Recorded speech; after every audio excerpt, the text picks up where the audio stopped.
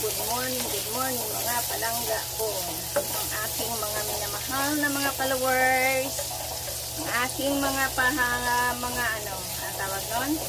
Mga masugid na taga-suporta, may star sender. Maraming salamat.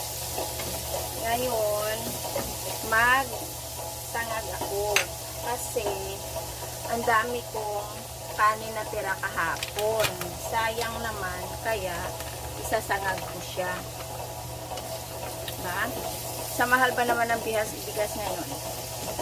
Kaya kailangan matuto tayong mag-diskarte para hindi masayang. Lagay ko tong aking tirang frozen na baby. Igisa lang natin siya konti. Kasi lalo ngayon na ang daming binaha doon sa pinapanggalingan ng ating bigas kasi wala man tayong palayan. Bili na bili tayo o wala man tayong asahan na magbibigay sa atin ng bigas. Kaya talagang todo tipid talaga, diskarte pag may tira ng kanin.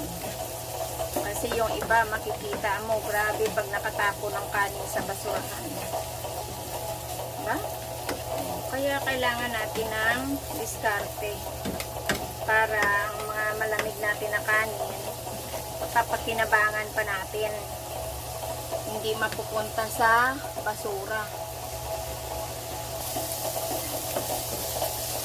Kunting lang yan, isa-isa kasi malambot naman na luto na to, kaso lang diba pino-frozen nga ito, kaya kailangan natin na lalagyan natin ang ating ito, tira ko rin to ng isang araw na hotdog.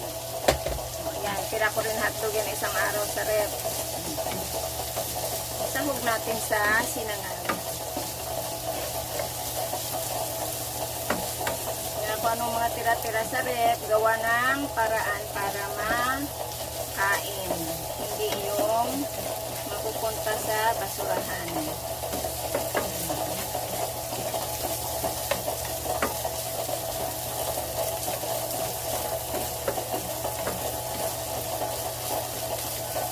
Maingay yung aking kumukulo kasi yung tubig ko.